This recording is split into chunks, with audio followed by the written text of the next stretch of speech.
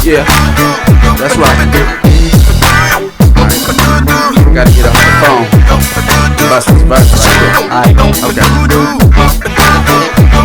I'm anti-imperial, anti-trust, anti-gun if the shit won't bust, anti-corporate date, anti-my essence, anti-snorting them, anti-depressants, but I'm not pro-popping them. I'm pro-vocative and pro-stopping them FBI operatives who pro-sectional the black man pounds and hand you a sentence that you can't pronounce. I'm also anti-narco, anti-vice, 911 wants the anti-Christ. They anti-social point M16, cause I'm anti the anti-nigga machine. Proletarian, funkadelic, parliamentarian, pro-revolt in the 21st century, pro-running up in Congress saying fuck it all, but bring the people with you, that's the protocol. It's pretty joyful like jailbreaks. The whole world is anti-United Snakes, so check it out, anticipate the antivenom and move your antibody to this revolution rhythm. We gon' be fucking with them, pro-union, but most laws they bite.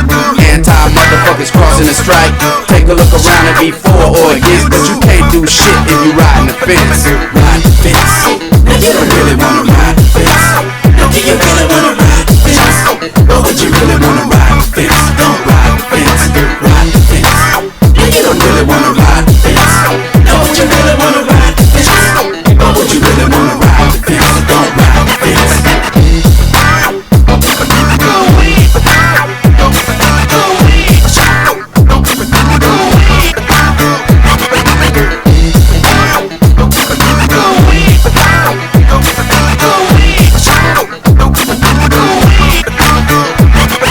Up in your dollars with telekinesis. I done tried every day and that shit decreases. Anti-them anti-crime bill pieces. We need cash and that's the anti-thesis. I'm pro-overthrow of the hip-hop nation. Pro-laying low till I'm on probation. Pro-people control of the cash and corporations. Pro-prophylactic yet procreation. Anti-watered down drinks in fancy cups. Anti-promoters who don't ante-up, but I'm an anti-club. I know that power is the most effective anti-drug. I'm pro-Zapatista, pro-Cuba, Viva. Polarizer saying fuck la migra. Policia say asesina. Let me show you what I mean. I'm anti-Republican and Democratic. If they self-destruct, that's anticlimactic. Tired of being honey like an antelope. Take the system by the throat, that's the antidote. So I pose a proposition. Take a look, be in support of opposition. To be proactive, proceed with confidence. Cause you know that you can't change shit by riding the fence. Ride the fence. Now you don't really wanna ride the fence. Now do you really wanna ride the fence? Or would you really wanna ride the fence? Don't ride the fence. Ride the fence. Now you don't really wanna ride the fence. Now would you really wanna ride the fence? Or would you really wanna ride the fence? Don't ride the fence.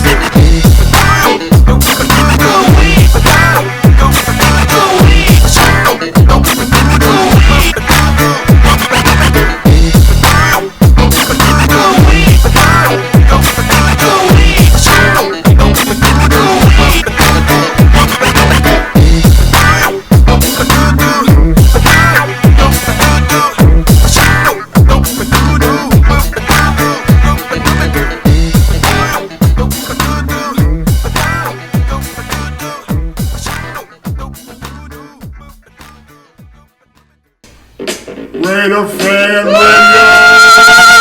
What's going on out there to the whole nation?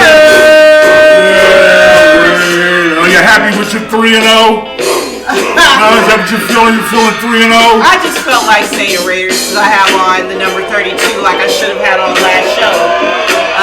But this is the summer check-in, so we'll keep it moving. But yeah, I just felt it. You know, Jack Tatum, Marcus Allen, this is Jack, of course, and all the number 32s. Retro Raider. Retro Raider. And I was feeling Retro Raider. That's what's up. You know, from our generation, it's always retro. You know, the greatest were the heroes and the early gladiators and the Raiders. Nothing is coming close to that yet, but I digress. We'll see. Great comment from Max Crosby. A guy like Jonathan Abram to stamp his name on the great legacy of the defensive backfield. And, offensively, the pickup of a premier wide receiver, Devontae Adams, is definitely, reminiscent of big-time Raider moves from when we were young Raiders. But anyway, we older and better better and finer than whiner right now in the great city of Las Vegas, Nevada, saying what's up to all of you on like your auntie said, the beautiful black hole Stef. It is the RaiderFan Radio Summer Check-In Show. So it's great to check in with you. I'm Raider Rob, of course. Uncle 420 Stoner Dude, who says his hellos. He'll be back for show 33. He is deeply steeped in his music endeavors right now. And it always picks up for Stone around this time of year in the summer since we've been here. But doing some work with Raiderhead. Shout out to Van Dammit, the original, one of the original founders of the band and one of the co-writing team of Van Dammit and Masonet when it comes to him and Stoner Dude. So what's up, Van? Welcome back on the scene. And, Godspeed to you, man. Keep your head up. The last show we did, the classic that was published a couple of weeks ago, was at the secret Van Dammit location. And that's where we did a lot of recording and a lot of live shows when we were at our original carnation at RaiderFanRadio.com. Now, RaiderFan Radio Vegas, but that's how far we go back, established in 2002. So that show dedicated to Grizz Jones, and that was his appearance, and it was a hilarious show. The conversation was great. Thank you all for checking in with your condolences to Grizz and the Grizz Jones family, the 66 Mob Fam organization up in Oakland.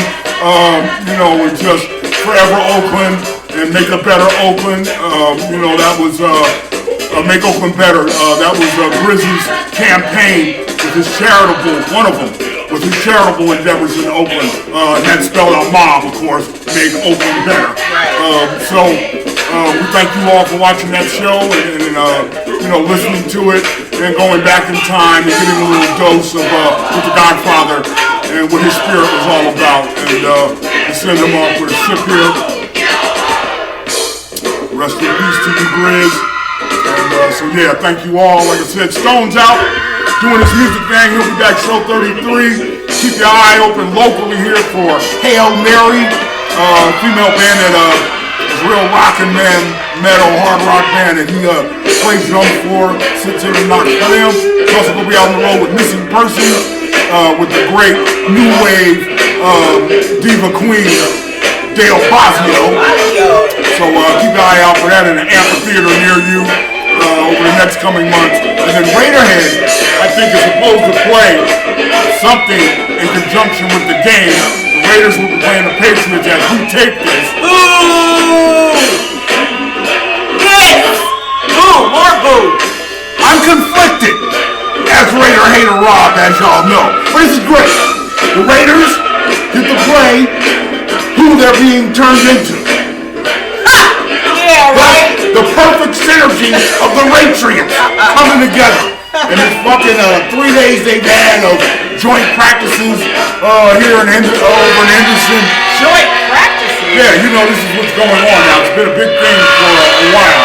Used to be kind of a novelty 15, 20 years ago, where certain teams would get together and have practices together, at each other's facility. Right. And the Raiders, we weren't never really big on that, even when it became a traditional thing. I think when we were in LA, we would meet up with the Cowboys. Right, they would come throughout out the summer live. because they were right out in Thousand Oaks. Right. Doing it, and we were in El Segundo. Right. So that would happen, and there were some other things that the Packers and the Bears might have done it. This is going back to the 80s and the 90s and what have you. But it just got popular again over the last 10 years, I want to say, where teams are having these joint practices. Okay. And I don't mean joint practices. Like we be having. I'm going to need one. I'm going to joint practice right now here on RaiderFan Radio. I'm going to need one. Just, the Patriots and the Raiders playing together. I mean, this has got to stop. This is incessant. Got to stop. Listen to you. It's incessant. It is get off my lawn. Offensive. It is disgusting. Because when you have people that don't cheat playing with people that do, and then you have those infiltrating into the Raider organization. Yeah, it's just not a good look, I think, for the team or the organization. and there's just been a lot of that mixing that's happened since Mark Davis made his moves. And go back and look at show 31, Raider Rob's rant was very clear and explicit about what was going to happen. Very prophetic. Very prophetic. Very prophetic. It didn't take the first piece of the game before the announcer were talking about the infusion of the Patriot way, how this is going to be so great for the Raider organization, which has been lacking in stability, all that old bullshit that we've talked about, like Black Hole Stef said. You can go back and watch. But, these joint practices, we ain't never fucked with the Patriots. So this has all earmarkings. Yeah. Here you come all the way from the East Coast. Right. And we have these joint practices with you. Two of your, top veteran administrators, coaching staff-wise, and in the administration, come to the Raiders. And you just happen to get put on our preseason schedule. And then fuck you, Belichick, with your half-ass, backhanded slap of acknowledgement to Al Davis and how much he meant to the NFL. Oh, please! I don't want to hear that. When you're walking around in the shadow, being a wannabe John Madden, I'm disgusted with the whole thing. Like I've said, you all go back to show 31 and go to about an hour or so in, and I go on my full take on why I'm not fucking with this bullshit. But we'll do better than that. We'll put that whole segment up for you so that, again, you can watch it again. That show had a huge impact on the Raider community and, of course, the league. We know you guys were listening, too. But just a well-watched show, and that segment, I know, had a lot to do with those views. Yeah, we thank all you viewers out there. And coming up in a little bit, man, we're going to be acknowledging a lot of you, trying to catch up on some things. It's been the summer. We always stretch out a little bit when it's summertime, particularly with my interest almost like this about the Raiders. But I love you, my public. I love you, my public. And so, you're going to get, as much of a positive take that I can put on this bull crap that has happened. We're having audio issues like a mug out here when it comes to music. So, when it comes to the Raiders, let me say, there's a joint practice going on. There's a joint practice going on. That's been over the last 3 days, 2-3 day joint practice. They play, taping of the show on Friday night. The Raiders may win. They're 3-0 in preseason. I hope a lot of you Raider fans aren't running around talking about we're going to the Super Bowl. Oh, they are. I know you are. They are. I know you are. I know you are. Raider Homer, we know you are. Oh, Raider Homer. Is he still around? Oh, yeah. Anyway, I was just messing with you. But anyway, here, Raider Fan Radio on YouTube. Like, subscribe, and share. We thank you as always for the support. Show 32 was a hit. We thank you all for just checking in. And like I said, leaving some great comments. We're going to hit on that. We got some new viewers. We appreciate you. New subscribers. Over 3,000 now. That's what's up. We're trying to get to 30,000. Yes. We want to get big, baby. Because eventually, I want to be able to have all of you come to Las Vegas, who represent Raider Fan Radio. If y'all can travel, and if you're not a bot, you're a real person. Real you deal. can come on out to Vegas. We're going to have a big barbecue. Raider Fan Radio presents with band. We're planning that. Not for 23. I don't know if we'll get to it next year. I've got a book that I've completed that I'm getting ready now to do the final stages of, getting it printed up and the editing's happening and what have you. Black Hole Auntie here has got some things she's doing Raider related with her Flower Child Fragrance company that she's going to be putting some things together when it comes to Raider fans and a fragrance that's some fragrances and what have you that are going to have that kind of theme to them and some other things we're doing here on the ground. So,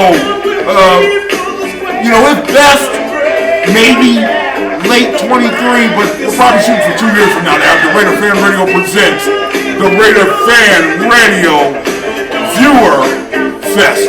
Yeah. We want to have as many viewers as we can of you come to Las Vegas, and we're going to host the party. Okay? You might have to get your own lodging, but we'll work on deals for you. Okay. We're plugged in here. We can get you a cut rate. But anyway, Raiders Patriots. I know everybody's rooting for the Raiders. God bless you. coming to town, have a good time. I personally hope the Patriots kick the living shit out of them. You know, what do I care at this point? But I care to the point that I am still a Raider fan at heart. And I've been keeping it on them. And I want to say that Uncle Stone, for a 20 call, the number 35 out of Georgia, is here white. Right, yeah. I mean, on the real, Stone, I gotta give it up for you. Oh, and also, summer's almost done, kids are going back to school. You know what you need when you go back to school? Uncle Stone will do coloring book. You'll stand out in class. Your classmates will say to you, that guy's different. And after all, don't we all want to be different? That's how I got here, being different. So it's the Stoner Dude coloring book. Get it at stonerdudeart.com. We've been promoting this all summer since it released back in the spring. And Stone is, doing pretty well. He's selling. Making a little something on it, but we encourage you all. That's not, your artistic vibe to you, and you like to draw, you're sitting around on your vape, playing around with your computer. You might want to have another distraction outside of, xvideos.com. Get the Stoner Dude coloring book here, okay? Yes, that's what's up. That is what's up. And I'm still coloring he mine. called it? Oh, you still Yeah, go ahead. No, go ahead. I was just saying I'm still coloring mine. I still have my pencils and I'm only like maybe 3 pages in. So you get so much from it. I mean, it's going to be over time, and it's just part of the relaxation and the joy of coloring and being artistic. And the pictures are so detailed and also so graphic and just so eye-catching.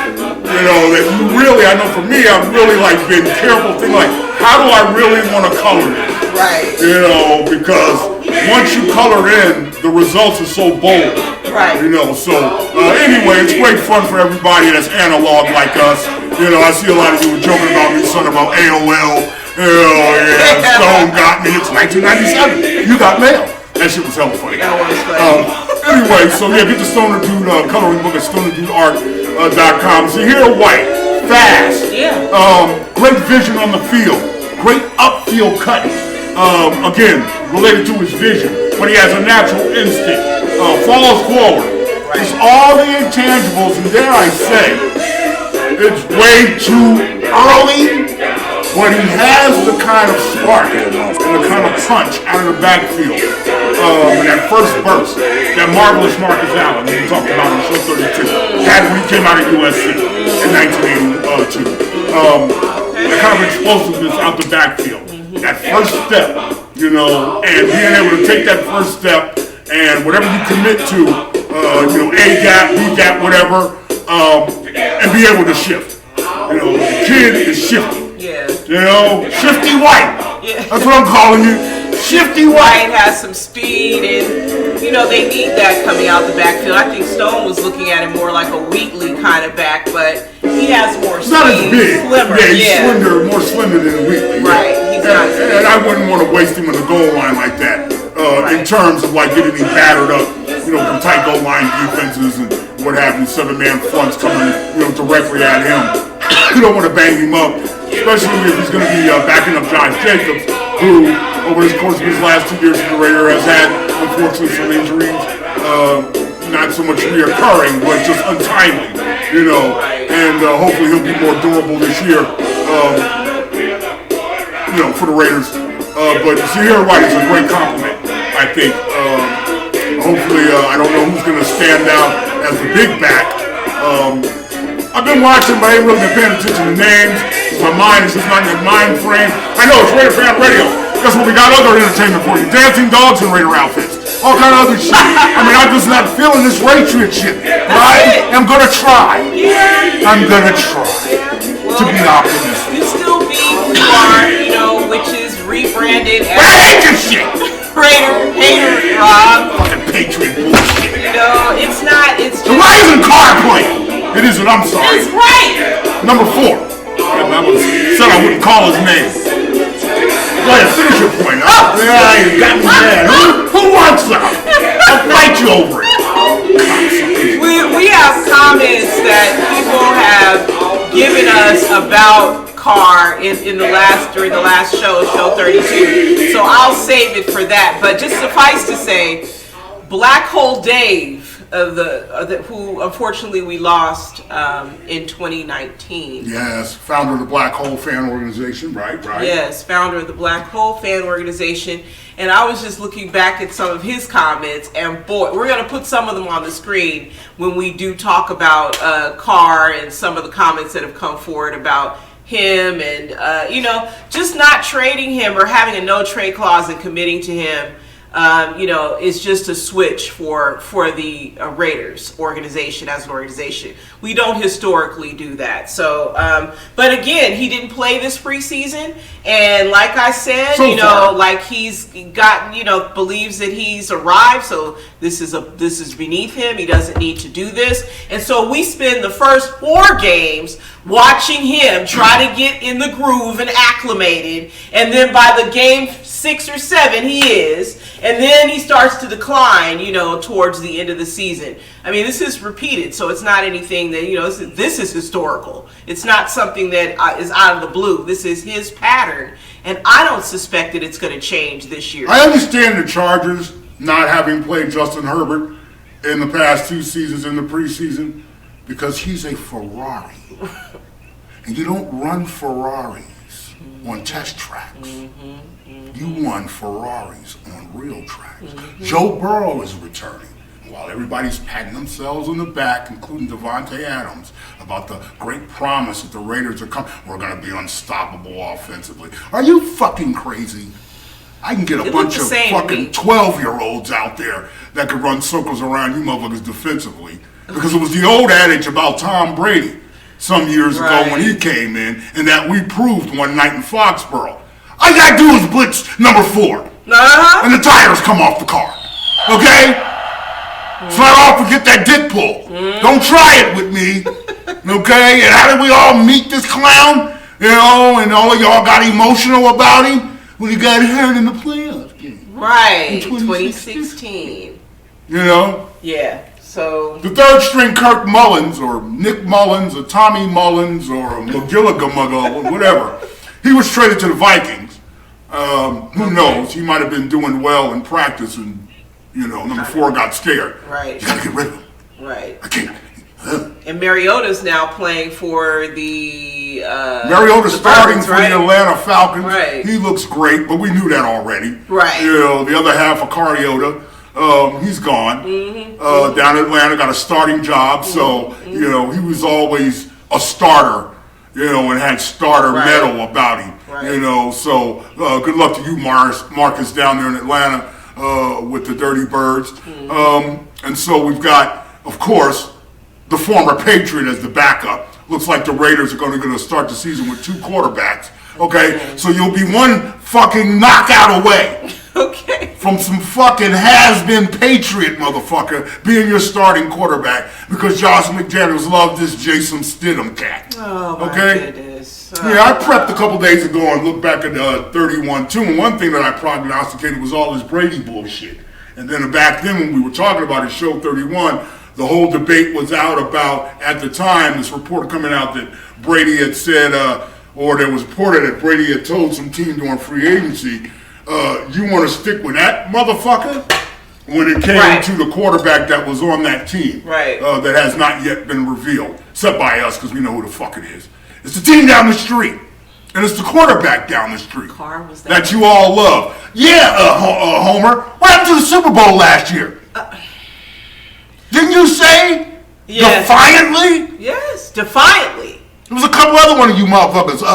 Lucas, I think you're overseas somewhere. I remember you were backing Carr early on in during the last year. I remember the name, Lucas, Lukkas. You had 2 Ks. 1 K away, baby, from being in another group. Yeah. But anyway, Lucas, Yeah, what about him? What happened? Where's y'all ring? Right. It's like the Los Angeles Rams won the Super Bowl from what I remember. Yes, and now... The Bengals, back to what I was going to say real quick. Yeah. And the Bengals with Joe Burrow, he's back from his surgery. Right. They're the defending AFC champs. So I'm high on Buffalo. Got a couple of hundred on them to win the AFC East and go to the Super Bowl. Finally, this to be their year. Right. And I'm kind of conflicted yet about putting some money on the Chargers since I've been on Herbert's jock since he was a sophomore at Oregon. So I've been following him. I know it is. I mean, there's some loyalties you still have to maintain, even if you're trying to commit your own personal mutiny. So I don't know about that yet. But back to what you were saying. Go ahead. My thing is Carr needs to be playing. Right. He needs to be playing. He's not elevated enough. But you're not fine-tuned yet, Devontae believes that he's ready for the Hall of Fame. And yes, he said that, playing for one Hall of Famer or another, from one to another. And it's like, no, he's nothing like Aaron Rodgers, Derek Carr. So, he had to eat those words. He said he knew people were going to be coming after him about that. Hell yeah. And there's plenty of comments to substantiate most feelings about that, in terms of Derek Carr being a Hall of Famer. I don't see that in his future. No, I mean, he would get in on stats, like a Dan Fouts or, Jim Kelly, quarterbacks like that. Yeah, but not even 15 years from now. Right. That would be a shame because you're looking at so many other Raider quarterbacks that should be, in the Hall of Fame before he. So that's just, I don't know.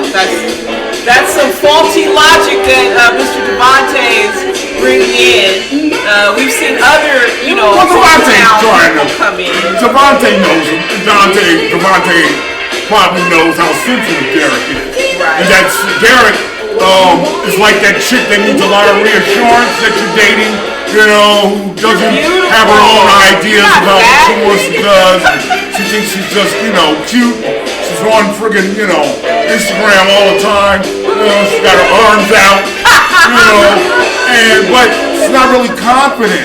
I mean, she's beautiful and you're like fucking her, but she's a little meek, personally, a little insecure. Gotta keep telling her everything's gonna be alright and there's no threat to you. And I don't look at any other girl. I don't look at any other quarterback. Right. No, not me, sir. I don't look at any other quarterback. So anyway, y'all gonna play this game, I guess, until he gets to 10 years. Y'all want to get him in as 10 years. And so that'll be another decade wasted in my lifetime. From 2003 to 2013 when I left the Raiders and being a fan of the Raiders physically at the stadium and going and supporting them anymore live. And then now it'll be another 10 years. Right. So that's too many years, man. Yeah.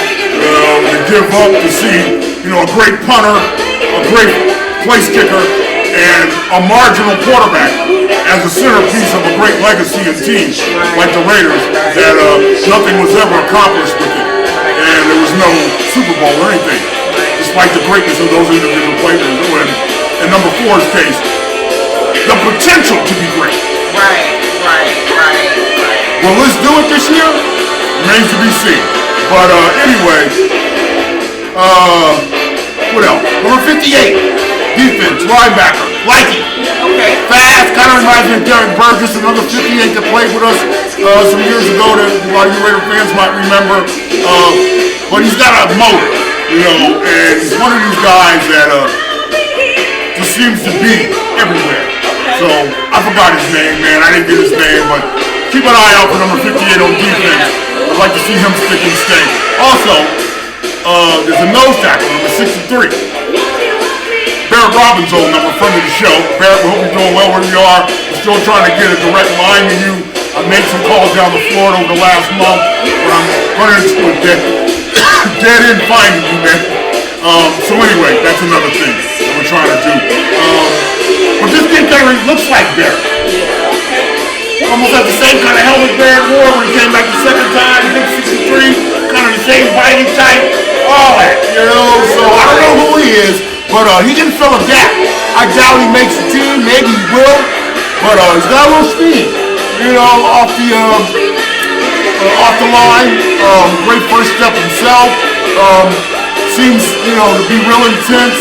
I saw him over a couple of series where, he looked like he made a mistake and he corrected himself on another play. And, watching those little intricacies in between plays and just even declare not specifically they're on a play, what his little nuance is to his game.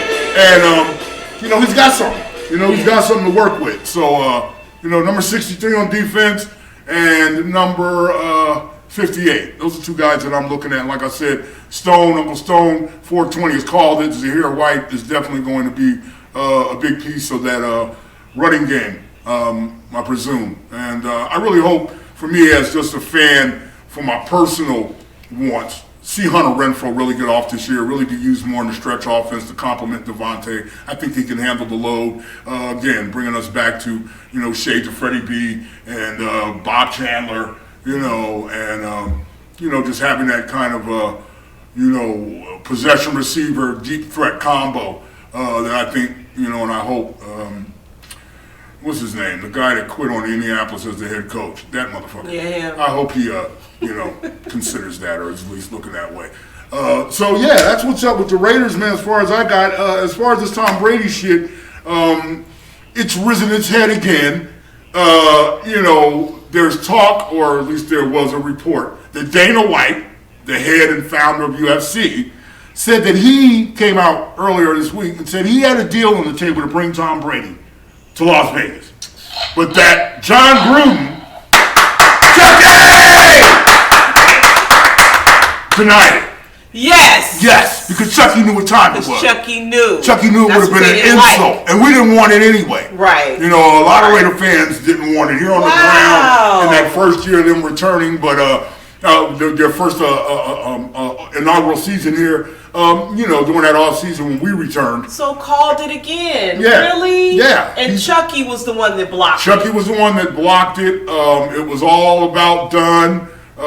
Dana White, was taking credit for having gotten Brady's ear and had convinced him. And we all remember, as we've showed in some of our intros, that Brady was out here for some UFC fights and for some other events, and then there were pictures taken of him and Mark Davis, and at the time there was speculation that Brady would come, and we were on the air going, no, fuck that, that's an insult to the nation for that whole Patriot Factor shit. And so it's the NFL trying, like I said, they're trying to clean up past deeds, and do a cover-up again, but in the same time, try to pretend like they're rewarding the Raiders, by bringing us, like I call them, our enemy. Right. Like I said, I don't want to get saved by my enemy. Right. I don't want shit to do with my enemy. Ever. Other than whooping his motherfucking ass. Wouldn't it be great after the tug to have Tom Brady play in the silver and black? Get the heck out of here. No, it would not. No, it wouldn't. It would be a disaster. I still have my, hopes. Well, I don't want to talk about Trevor no more because I wouldn't want Trevor to come here and play for Josh McDaniels. I think Josh McDaniels is going to fail here. He's not going to win a Super Bowl, and I think he's going to probably be here about 2 years. What I had said in Show 31 was that Brady wasn't going to come back in 22. I was wrong about that, and so he will be playing this year, as we know. And I don't know if he's going to end up being a Raider or not, but I still have my eyes set on possibly Aaron Rodgers coming here at the tail end of his career, which will be in the next 2 years, because what? Devontae's here. Right. And Aaron's already made some comments in camp this year that, young receivers that he's dealing with are not Devontae. Don't try to be. Stop trying to be. Don't try to be. And just they're having some early problems with the receiving game up in Green Bay. Reports coming out of Green Bay training camp, and Aaron has addressed those. So that's still an open window. I love you, Trevor. I'm not even mean to offend you. I love you. Trevor Raider. I just wouldn't want you to play for these clowns. Right. And for this, I don't want you to be indoctrinated with any Patriots. Yeah. If anything, and I may be calling it again, maybe, you end up in Dallas, maybe down the street in Miami, who desperate need of a franchise quarterback that haven't replaced Dan Marino yet in 25 years. And I could see you possibly being a Ram. Matthew Stafford's probably got 2-3 more years. He's got a ring. He redeemed himself. And he's older. Yeah, he's older. And NFL players and athletes are retiring older now, in their 30s, early 30s and mid-30s more than, pushing to stay in until their 40s like, when we were growing up and what's happening now with Brady and Rodgers respectively. So, I'd rather see you go a place like that, than come out here under this Patriot bullshit. Yeah. But I still love you. I love you, Blondie. I love you. Anyway, so that's what's going on with that, and number 4 is talking about, I'm staying out of it. I'm staying. It's like, you were the motherfucker, okay?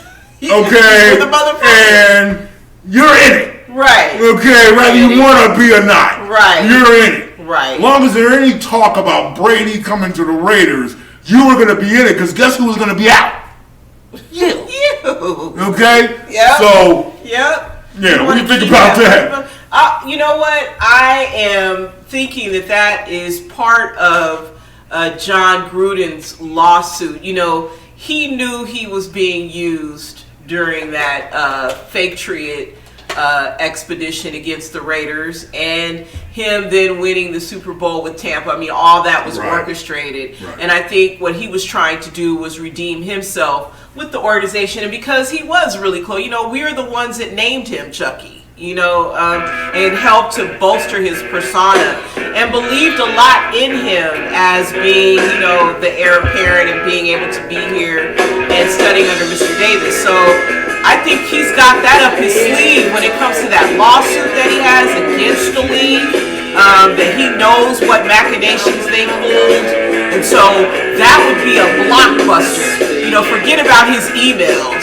The blockbuster is having the proof of what the NFL did against the Oakland Raiders at the time. In favor of the fake. And in a classic case of LAPD going back to the back gate in the Simpson case 3 weeks later. Right. The NFL collecting evidence. The NFL 2 days ago released a statement saying that, by the way, Jon Gruden also did say disparaging things as Raiders coach and had disparaging emails as Raiders coach. He's got it. So why are you coming back to the well? You got to, Thought y'all had it all up front. Yeah.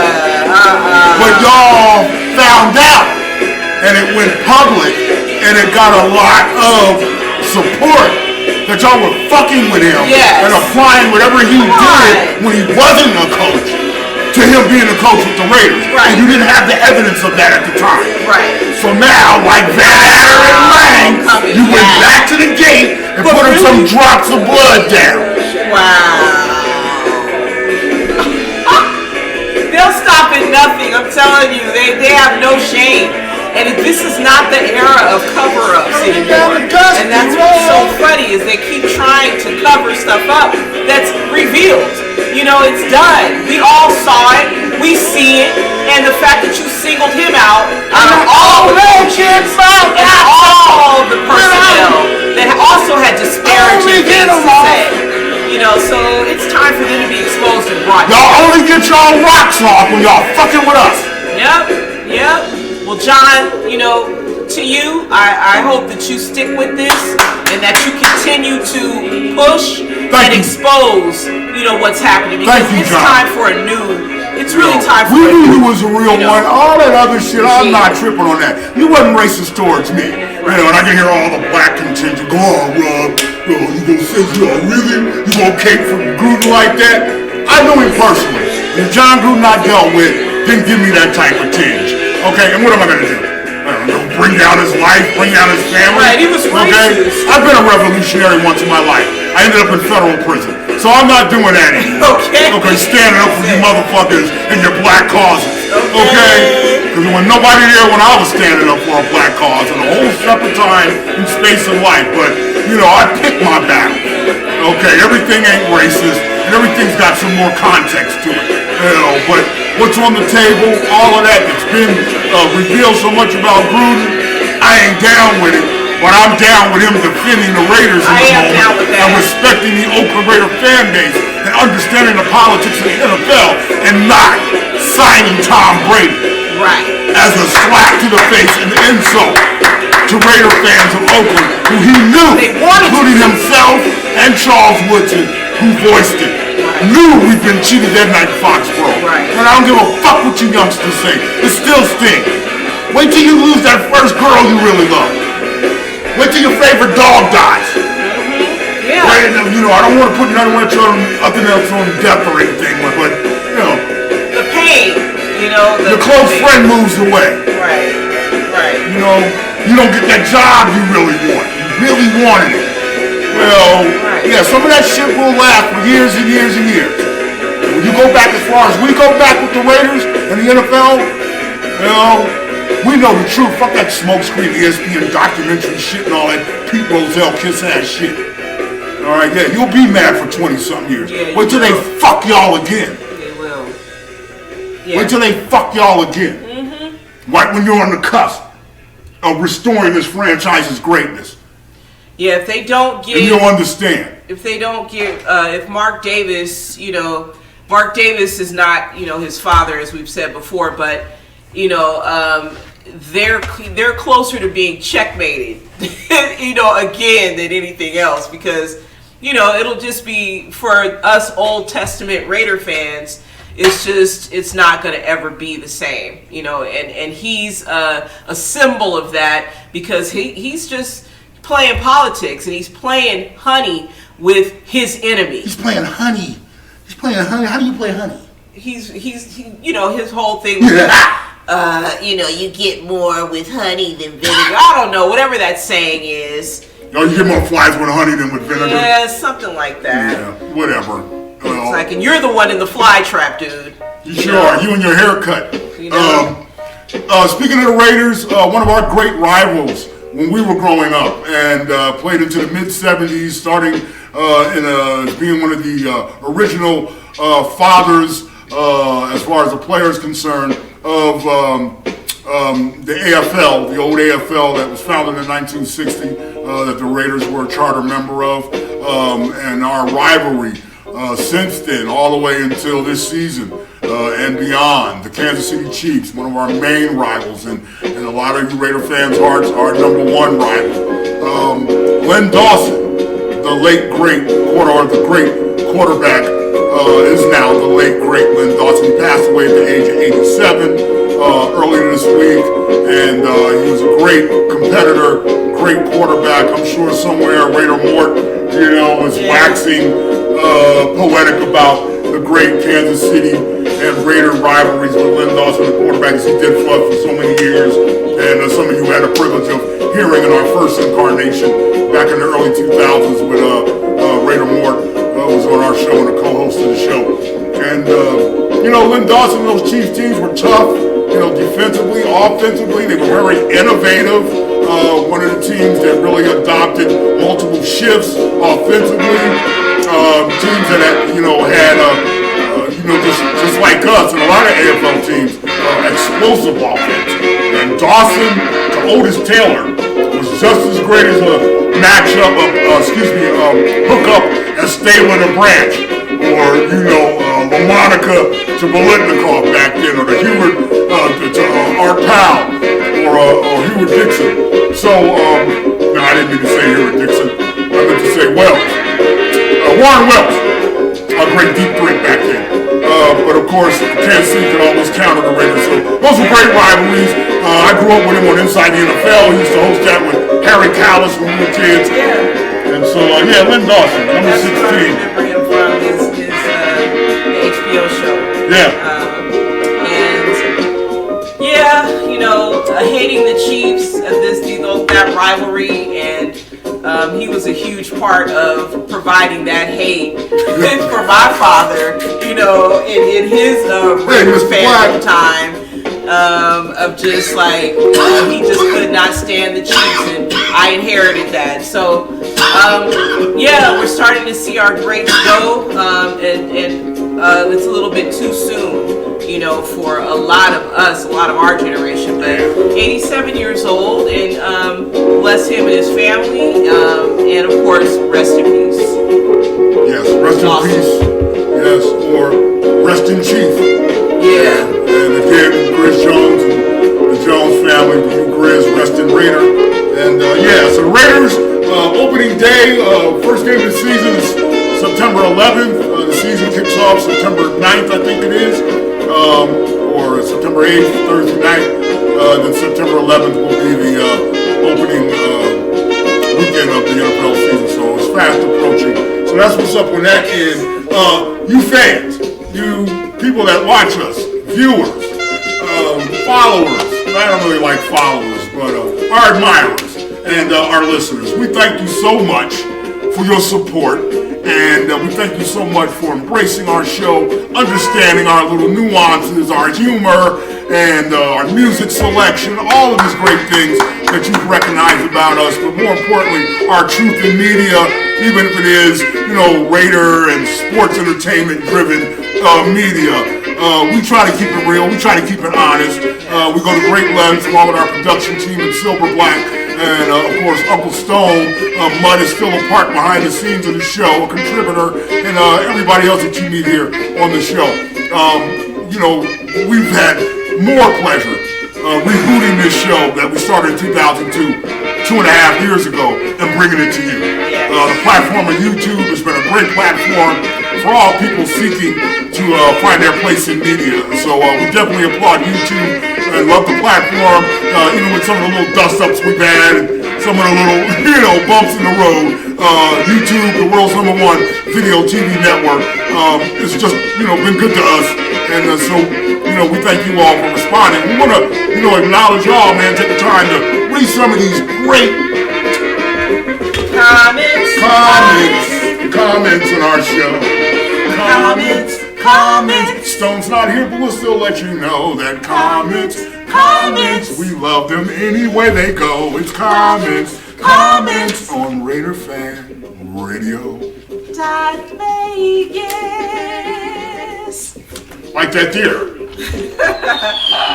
I think this show number 32 had the most comments that we've had on a show. I think people were angling because we hadn't been on in a while, so once they saw that show right. post, for a minute. It was 145 comments on show number 32. Right. And we asked some questions. We asked the audience to definitely get involved and interact, and also tell us who their favorite 32 was. So a lot of people responded with that, but just some outstanding comments for this show that are unbelievable. And we won't get to all of them, so I'm sure when Stone comes back, there'll be more that we can rabbits that we can pull out of our hat. But I want to start with Section 105 Media Network, who was one of the first to comment. Of course, Gonzo was number 1. Gonz is number 1. He is number 1. Number 1 Chiefs fan, number 1 Chiefs Raider supporter. Thank you, man. Thank you. Section 105 Media Network, Raider Homer's network said, I love this fucking show. No one can mix pop culture, politics, race, and football and get away with it like you can. So, thanks Raider Homer for the love, and for... Wait till they start paying us for it. Right. Y'all know y'all want to. Acknowledging us. Y'all want us on Spotify. We're big money, baby. We bring in the bucks. And the whole social scheme of society is changing. We're getting back to the whole, stop biting our tongue and say it like it is shit. Gotta get back to that. We're on the top of that, man. Fuck political correctness and cancel culture and all that shit. We ain't afraid of none of that. We are the algorithm. So, we're working on some things. Thank you, 105 Section Media Network, or, what do you call it? Section 105 Media Network, yeah. That's a good one. Yeah, we talk about everything. You can do that when you have friends, too. Right. So we're friends. Right. And because of the generation we're from, the racial hang-ups of our generation are not the racial hang-ups of y'all younger folk. Right. We're not into that. You're too worried about it from a political level. Too intellectualized about it too much. And then a lot of it you don't really understand and going off of emotion. Whereas for us it's more context. We grew up with all races of people in the open Bay Area. So all this stuff is being rebranded for profit, particularly, things like the gay community and gay movement and all that. We grew up when I was seeing men kissing each other when I was 6, 7 years old. It's not a big deal. None of it really is. So, when it comes to that, it's easier when you got friends. But the Raider Nation is like that. It's a melting pot of fans from all backgrounds. And again, when they were based in Oakland. There were two incarnations. You really saw that. You really saw that cultural interaction by all different cultures on that one accord of loving the Raiders, loving the football team, loving our community and what have you, and supporting each other. And that's how, we got, elevated to where we were and other fans got known. And why you have thousands of fans show up to, show their respect for the Grizz Jones and, Oaktown Pirate who we lost, and, Black Hole Rob and Black Hole Day Mom, people like that, while we have this real family connection. LA is the same thing. It's more LA based though. They know each other down there from Rancho Cucamonga to the Inland Empire, to South Central, to Newport Beach, to Manhattan Beach, to Venice, wherever. Raider fans down there are tight. They know each other. It's a cultural thing now there too, pretty much dominated by the Latino connotation. So, the Raider Nation is a rainbow, man. Not that kind of rainbow, but taste the flavor. Yeah, you can't dominate the rainbow. I'm just messing with you. You can't do that.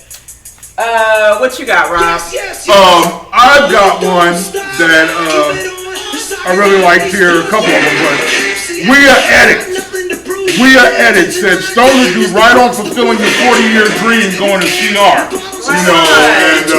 So we had just like that in that 14 show where Uncle Stone 420 was able to go along with his lady Abby and some other friends down to Costa Rica.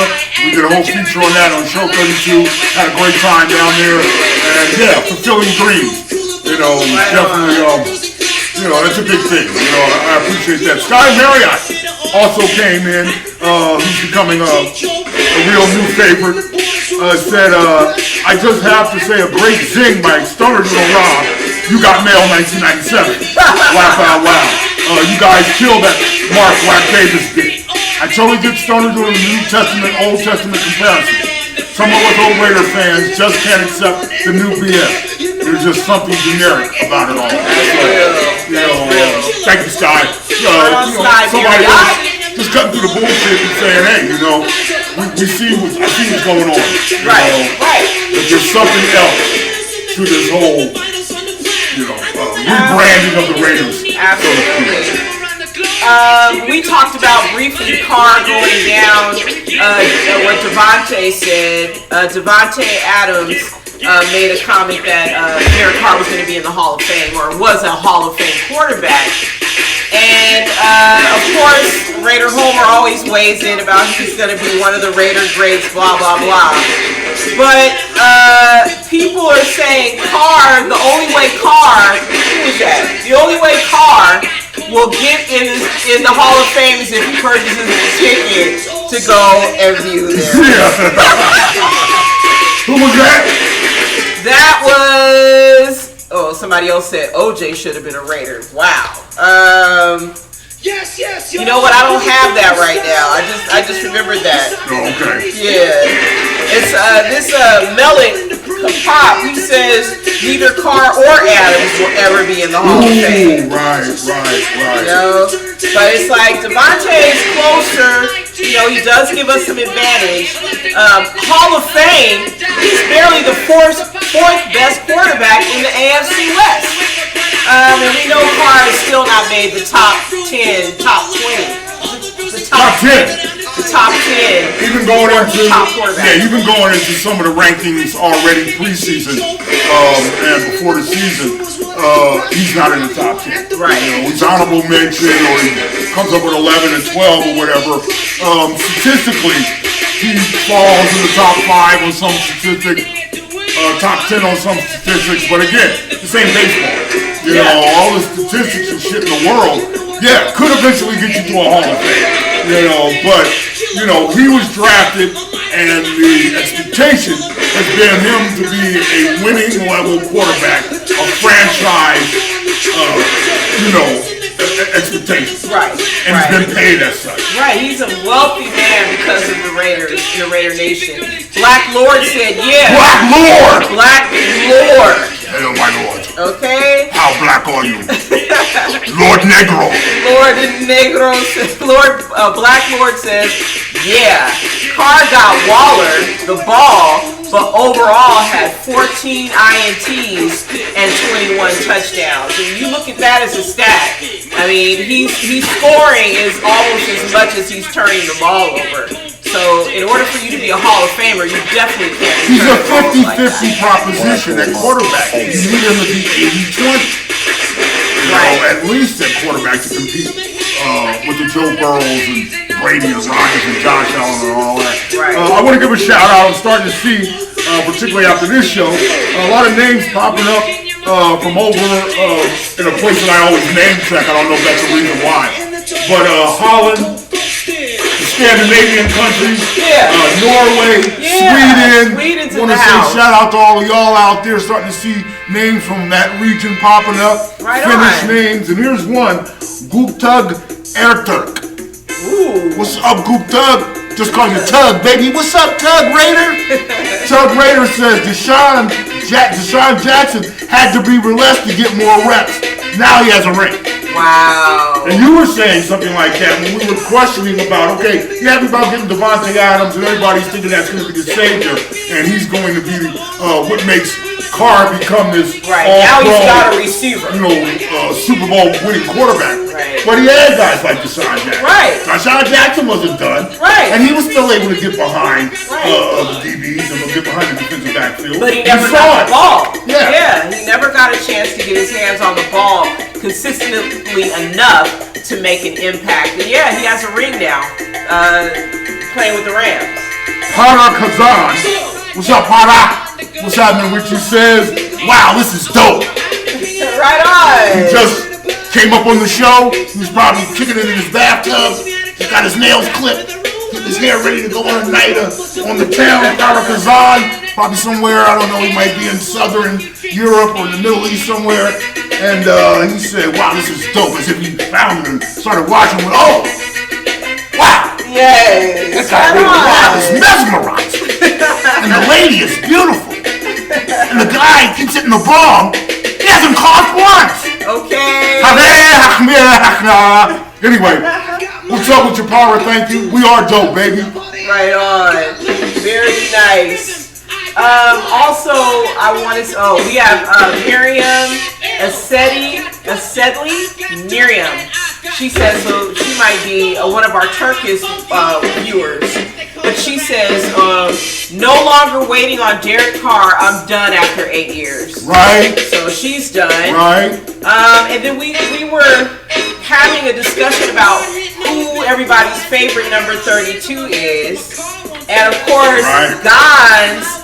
Our number one commenter, he's always number one commenter. He said, Marcus Allen, number 32, mic drop. It's nothing else to say. Okay, so Gons is voting for. Well, Gons also has the position, or excuse me, has the perspective of being a Chief fan who saw Marcus play as a Chief too. And also saw him as a Raider, in the division.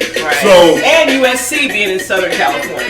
Chiefs fans are not even phonies either. And we're not phonies either. I can recognize greatness in a particular player from a rival team. Me and Junior Seau, for years had a running little thing, between us and stuff. And I always, wanted and would have loved for Junior Seau to have been a Raider, but I understood him chasing the ring with New England and all that. I'm sure a lot of Chiefs fans, and they, openly admit it, when they got, Marcus Allen, it was more like, oh, well, fuck you, Raiders, you fucked up. You know what I'm saying? Yeah, they were, sitting there going, why is he not playing too for 5 years? And, he's got that perspective. Yeah, Marcus is the shit. Here's a Section 105 Media Network. Will you still be a Raider hater if they get Lawrence? Why don't you mind your fucking business?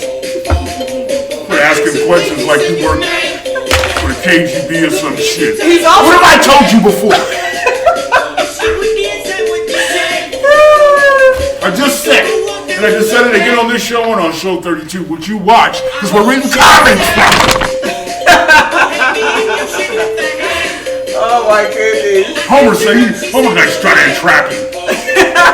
He likes to gotcha. Tries to get you. Yeah. You know? I think one of the Yes. If we got Trevor Lawrence, you would no longer be Raider Hater Rob. No, I would be Trevor Loving Raider.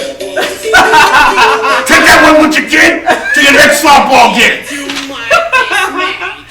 I don't know. In terms of over the course of these comments, I think maybe Jack Tatum and Marcus Allen were kind of neck and neck. The prominent 32s. Yeah.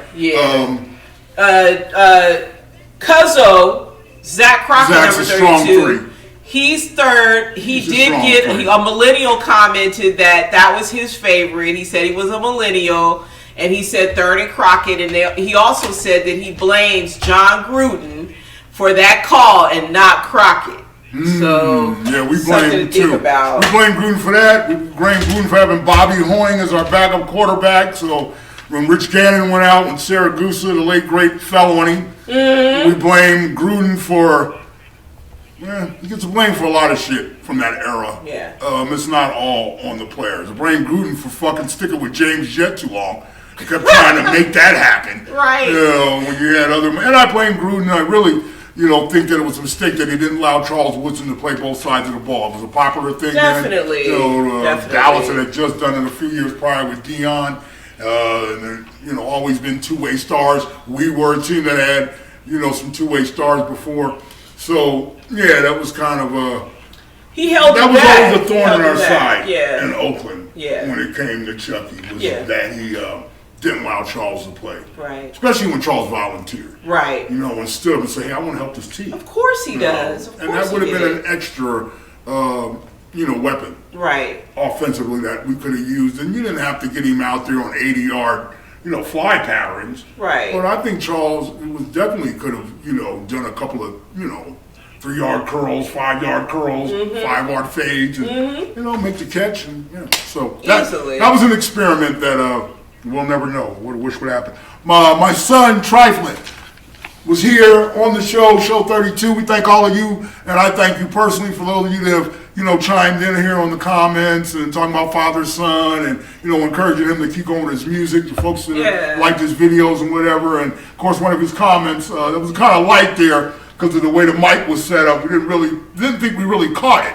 But 1L1 proves that it did get caught. One lie, did prove that it did get caught when Tabio said Michelle Obama coaching the Chiefs was next. After Condoleezza Rice was named as a co-owner, the Denver Broncos. Yes. And of course, Miss Sandra Douglas Morgan being named president of the Raiders, and so that was my son's comment. Someone caught that. It's a right on. He liked that. I'll let him know. Also, let's see. Burke Sinol said, "Dang, 9/11 checkmate," in reference to the Condoleezza. I think the memo said determined to attack inside Raider Nation. That is with four planes and one car. I think. Favorite number. Oh, somebody from Turkey said Raider Hater Rob. I guess they are just settling in. Oh, actually, I'm sorry. This must be Spanish. It says El MSG. El Colino. Cojones maricha con noche. El Colona. Of course, a lot of rest in peace, and a lot of people acknowledging the loss of thank you. A lot of Raider Nation. Acknowledging the loss of Chris Jones. And he passed away after the show had aired, and we were calling for people to send out their prayers on that show. So, subsequently he succumbed. Heidi Glassman, oh my God, Heidi, how are you? Heidi, oh my God, the Condoleezza footage is the best ever. Hashtag Gen X, baby. We know Heidi is a Raider fan, and her parents named her. She believes after the Heidi game, but she said she was born in '68, so that comes a little later. But she does believe, she relates to that, and she relates to being Gen X. So we love Heidi. Thank you for checking in. Yes, of course. I want to say real quick what's up to Rivan Ismailov, who said, "Long live Granny Bieber." You know, I did the story my God. Justin Bieber's grandmother getting in a car accident, the thing, and I was saying, you know, why aren't the black rappers and all these black conspiracy theorists who think everything's the Illuminati? You know, is always at the black folks, not think the Illuminati might be at the Granny Bieber. You know, trying to knock her off. But I hope not. Granny Bieber, I hope you're doing good up in Canada. God bless you.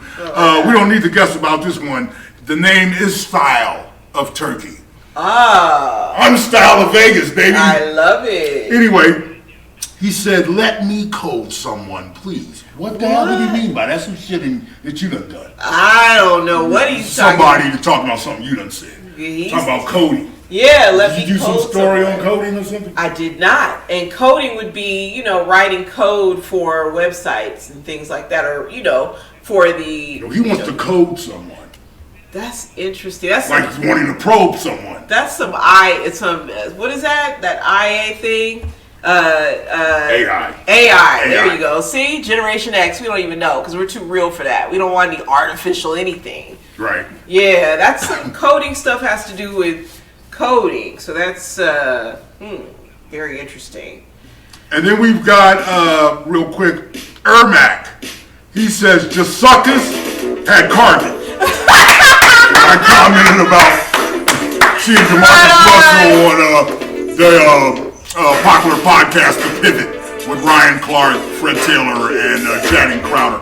And we did a whole segment on it. Did you see the one? Did you read Berkay Sinal, Dang 911? Checkmate. Yes, I did. And of course, RaiderFan. He jumped on the set. What's up, family? Effing outstanding seeing nephew.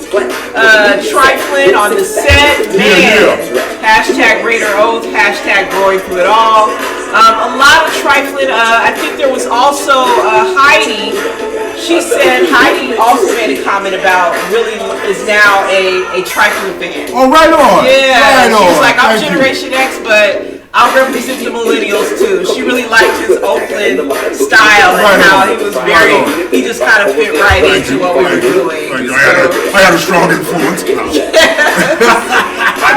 You try to take credit, you know, off your kid's success. He's surpassed me musically in a way when it comes to solo artistry and the pursuit of being a solo artist. You know, I got him on instrumentation. I can play instruments. I don't think Tom can. No, he's a great musician, and you know, he's got great ideas. And that was a great interview. It's a great interview. He's definitely, you know, he's got it, as they say. So thank you, Heidi, so much. Appreciate your support. I've got to give this guy here the name outside of my boy Giannis Rakuden. Okay, and that was just smooth. Yeah. Giannis Rakuden. Where are you, Giannis? Rexo player. What's up, Rexo? Rexo player. Okay, that's in the league with like Ringo Starr. You know what I'm saying? You know, stuff like that. Angus Young. You know, Ricky Rocket. But yeah, Rexo player. Jadum-dum.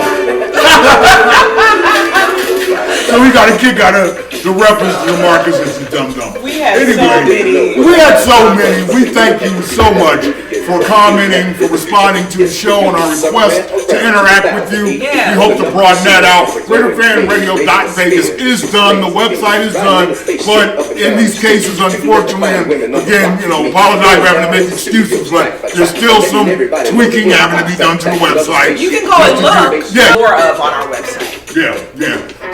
So that's what's up, man. That's what's up with us. Did you have anything you wanted to drop? I had a few things. Okay, before we get out of here, I want to give heads up to the Raider Nation and also everybody out there. A doctor and attorney by the name of Brian Wilkins is editor-in-chief. He's he's editor-in-chief You're gonna lean out of this anyway, of a blog. We'll just call it the Cooties blog, and you can fill in what needs to go there so that you can find this. But just a lot of great information on this site, and not covered well by the mainstream media for a variety of reasons. But and it really is sad because these people need to be acknowledged also. The Cooties blog had an article on the 23rd of August entitled Tuesday Tidings, and it talks about Riddick Parker, 49-year-old Virginia high school principal and former NFL player that died while riding his bike. Is this going where I think it's going? He actually got a ring with the fake Patriots in 2000 after they beat us. He does have a ring, but he was on a routine morning bike ride on August 19th, and he collapsed and died in Chesterfield, Virginia. Luke Knox, 22-year-old Florida International University football player, died suddenly in his dorm room. And he's the brother of Buffalo Bills tight end Dawson Knox. Yeah, so they found him. Our condolences, Knox family. Yes, to the Knox family. And again, this should be covered. These are NFL players, and young athletes. He's young. He's 22. We don't know if they had a requirement, but I believe they did at the university for them to, get the cootie thing. And friends of Mr. Knox discovered him in medical distress in his dorm room on August 17th. He was rushed to a nearby hospital but pronounced dead later that evening. And then finally, former heavyweight boxing champion Mike Tyson spotted in a wheelchair after unwillingly receiving injections. He said at one point that he didn't want to get the shot, but the cootie shot. He didn't want to get the cootie shot. Remember we used to do that? 1, 2, 3 cootie shot. Cooties. That was the cootie shot. You go 1, 2, 3 cootie shot. That's supposed to immunize him. He didn't want to do it, but he did it willingly because he said, unwillingly, he said, I was pretty much beaten into submission to do this because I travel internationally. And if I don't travel, we don't eat. That's what he told USA Today. Remember, prior to this, Mike, we did a special on him. He was doing a comeback. He was in great physical condition. He even looked better than he did at age 25. He looked fabulous at age 55. But fast forward past this now, we're looking at Mike Tyson being in a wheelchair and talking about how we're all going to die one day, of course. And I just saw something a couple weeks ago where he was saying a quote that he didn't think he had long. I don't have very long. Yeah, so don't think that way, Mike. Yeah, there are ways to get around that. Life, man. Yes. And he lives not too far from where we are when we record the show, and it's a lot what's going on in the world right now. Yeah. It's taking a toll on a lot of people, but man, try to keep your balance. If you have faith, rely on it more, but more than anything, just try to go out and put out, good energy, man. Yeah. Try to go out, and I know that's starting to be an overplayed term. A lot of it is, man, because nobody's got anything new. And they're falling back on Gen X terms. We were walking around in 81, 82 talking about energy. Your energy. Right. Your Invasion of the Body Snatchers. You ever seen that movie? Stealing the energy out of people, taking their body and their soul. Right. For the energy, and the aura that you have in you. A lot of themes in the 80s surrounded around that. The soul were based around that. The soul, the power of the soul. Freddy Krueger coming into your soul from under your fucking bed, possessing you through your dreams. Right. But always dream. Always believe that tomorrow's gonna be better than today. But more than everything, always make yourself, if you can, in any pursuit that you're in, better than you were the day before. Right. Better tomorrow. Your ideas that you got, they're better tomorrow. But you gotta get to tomorrow. Right. And that's the game right now that we're all living in, is survival. We gotta survive. The world's tough, the world's more violent, there's a lot of anger in the energy in the world and in the air. And more than relying on faith, you gotta rely on yourself to be smart enough to know that that's no life for you, that you don't want to be incarcerated, that you don't want to die young, you don't want to die old either by some happenstance or mysterious illness or disease. Bill Russell. Be in control of your life and what you put in your body and who you listen to and all of that. You know, the buck stops with you and with us as far as how much we ingest in all of this that's going on in the world. You know, all the calamities and stresses and even the positives and the good things that are happening, it can all be a lie. But you can't succumb. You know, you can't succumb. God gave you your life and He gave it to you because you're supposed to live it. And you're supposed to live it to the fullest extent that you can. And unfortunately, you gotta dance around man-made bullshit and manufactured violence and cultural issues and manufactured illnesses and all that. But trusting yourself, trusting what you know, trusting people that you know you can trust, but more than yourself, trust God, man, trust your faith, you know, and trust that anything that's bad right now will get better if you just give yourself the next day.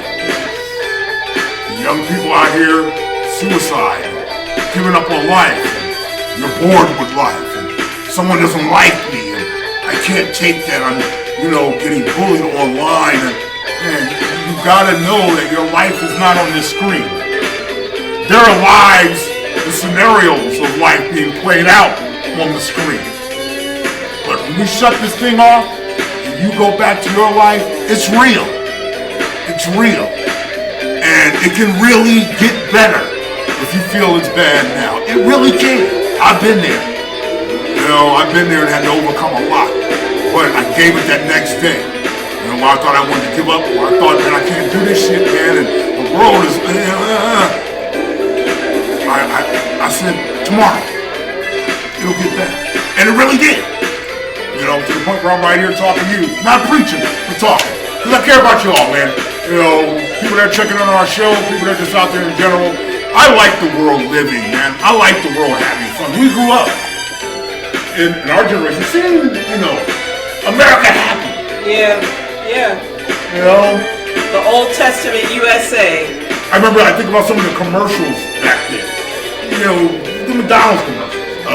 Then the one about, I like to teach the world to sing perfect harmony. I like to teach the world to smile and give it, I forget what, it's the real thing. Was that Dr. Pepper? No, it was Coke. It was Coke. Just, you know, funk music, the music you hear us listen to, even the early version, rock music, it was encouraging. Yeah. You know, there were, you know, notes and tones in it about being strong and tough. You know, AC/DC, you know, they were back in black, man. They weren't taking it. You know what I'm saying? You know, just all of this, you know, that we grew up on. You know, one thing that's good about YouTube is that you younger folks can go back and recapture and look at history. You know, even though you're living in a lot of history right now, a lot of the history that was really integral in America's growth and the social politic and the dynamic of entertainment and just all of that, and just the way this country has grown, you can go back and look at it on YouTube. And that's a great thing to be able to do. Yeah. And you should do that. You should try to tap into the old music. Tap into some of the old shows. Just get a temperature and a vibe of how. Look at old commercials. They got things on YouTube where they have these clips and compilations of all commercials from the 70s and 80s. And you'll get an idea of just kind of like what the pulse was. It was positive. It was uplifting. It was progressive. I know people, you know, progressive kind of a bad word now. But yeah, you know, we felt that if you just get to tomorrow, you could do anything. You know, you just get to tomorrow, you could be anything. You know, just keep trying to get to tomorrow. Because that's life. All your tomorrows that you have is you living longer, man. You know, so, yeah. That's our life at RaiderFanRadio.Vegas and all the Raider Nation out there. You have your marching orders. Stay in the positive, live in truth, and always, always stay Raider.